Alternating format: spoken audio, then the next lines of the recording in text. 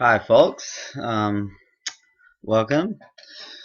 I'm here today to talk about some situations here on our planet, specifically in Iraq and China, where we're having environmental problems or initial problems leading to environmental problems and also human health problems, and specifically cancer. So, you guys have all read about these two issues, so I'll talk about them from my perspective now. And I'll start with China. There's not many words on the slides. The slides are just to keep me on track, but I'll mostly be doing the talking here.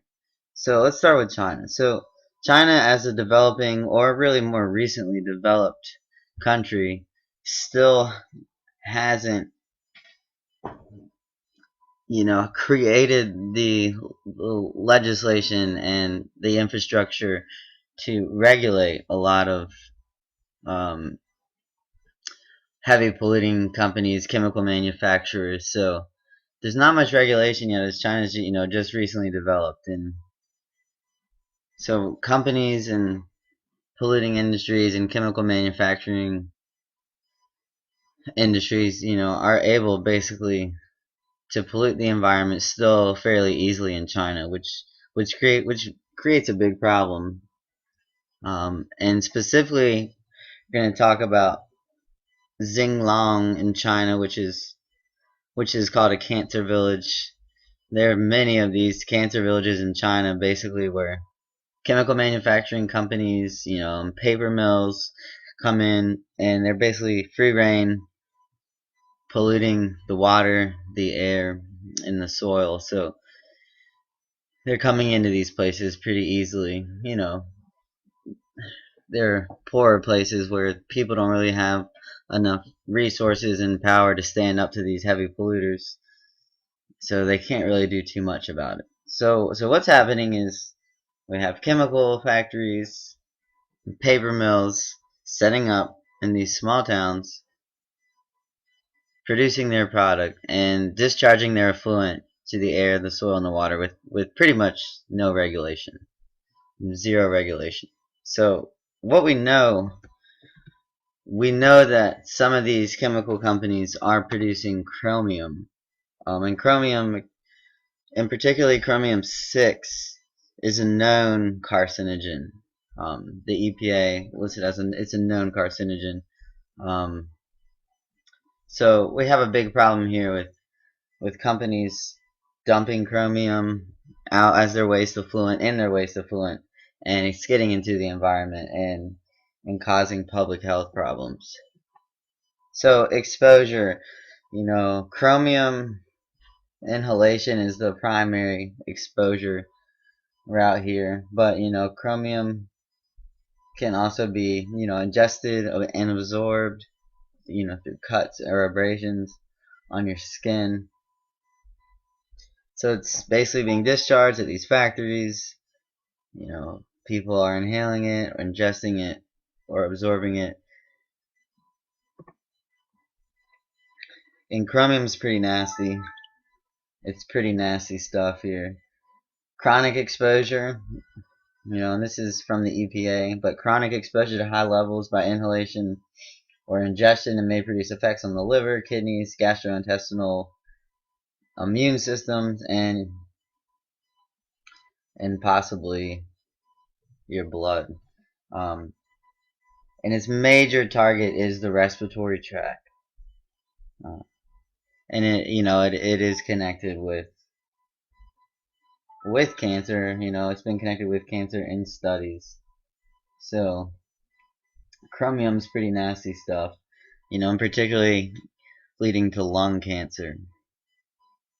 And we know that this is out there and in the water, getting in the air, and these people, they don't really have any other choice, so they're pretty much being forced the exposure.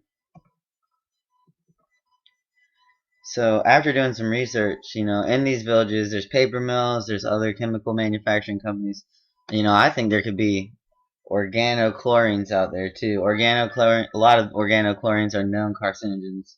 Um, and actually over 250 of these chlorinated compounds have been identified in pulp mill effluent. So who's to say that these organochlorines aren't entering into the environment over here in China from these paper mills and chemical manufacturing companies? Um, they're nasty too, leading to lung and liver cancer. And this, also dioxins, they're a byproduct of producing paper and pulp, and they're known carcinogens as well.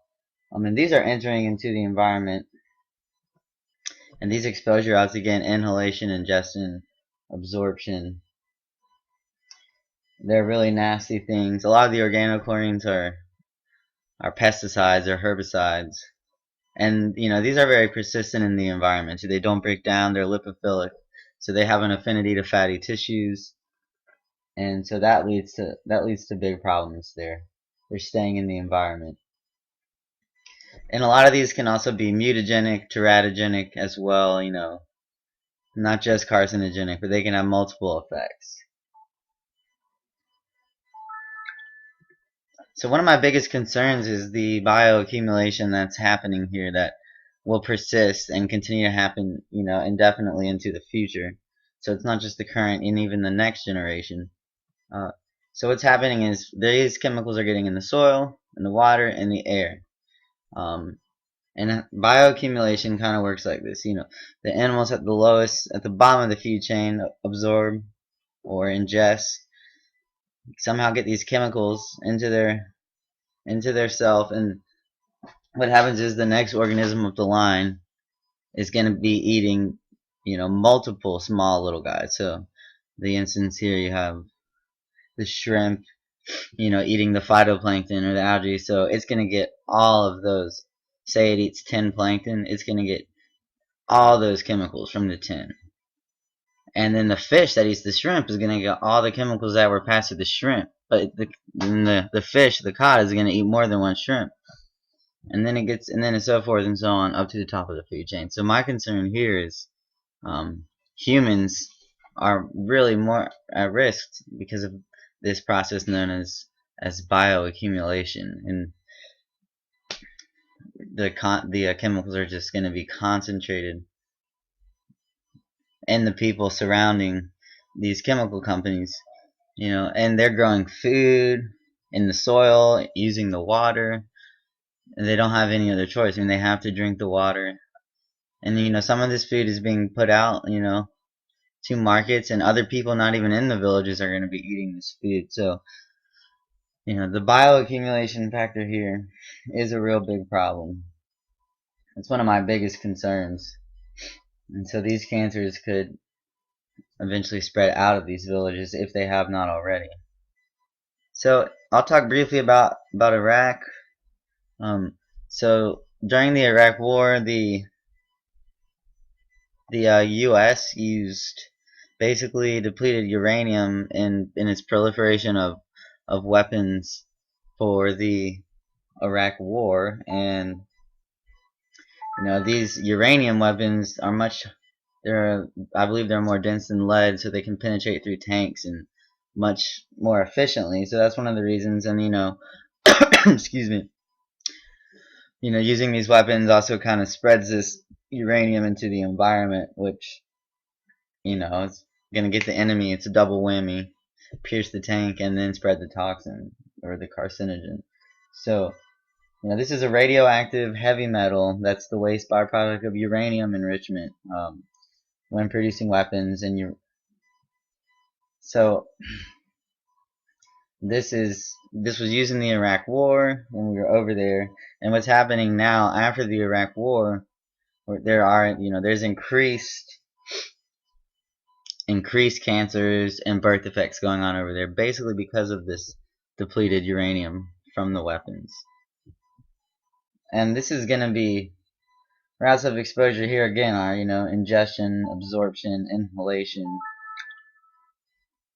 of this uranium. So, this is bad.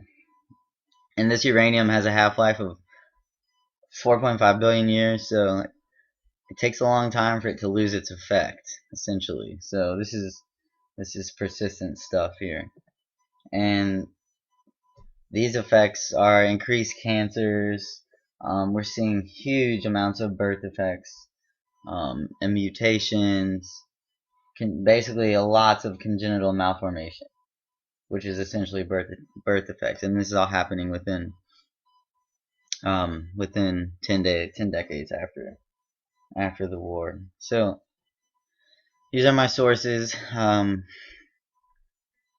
This is a big concern, and we in the United States have a more stringent environmental regulations, and we have enacted pieces of legislation like CERCLA, the Comprehensive Environmental Response and Legislation Act, to kind of internalize some of these externalities. But my concern is these folks in these countries don't have anything like that. So this will be a big problem for a long time. Thanks so much.